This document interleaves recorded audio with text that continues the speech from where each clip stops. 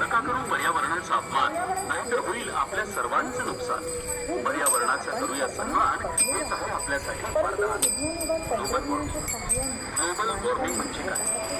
मागील काही वर्षात प्रगतीच्या मार्गावर चालत असताना आपल्या हातून पुष्कळ अशी कामं घडत गेली, जसे औद्योगिक विकासासोबत सुधारित जीवनमानासोबत वाढलेली गाड्यांची संख्या, प्लास्टिकचा अतिवापर आणि अशी अनेक कारणे आहे ग्लोबल वॉर्मिंगला कारणीभूत. यामुळे वातावरणामध्ये सातत्याने बदल होत आहे. वातावरणात वाढत असलेला परंतु त्याचा परिणाम मात्र जगात हवामानाच्या बदलामुळे निसर्गाचा ढाल मोठ्या प्रमाणात उघडकीस आलेला आहे.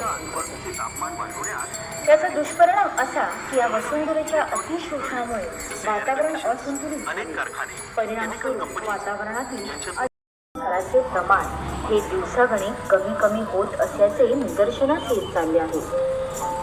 एवढेच नव्हे तर या पर्यावरणाचा दुष्परिणाम असा दिसू लागला आहे की समुद्रातील पाण्याची आम्लता वाढू लागली आहे. निसर्गात सागरातील जीवनसृष्टी नाहीशी होऊ लागली आहे. तर नवनवीन रोगांचे अनेक संक्रमण होत चालले आहे आणि त्यावर उपाय सापडणे देखील दुरापाय होत चालले आहे. मित्रांनो,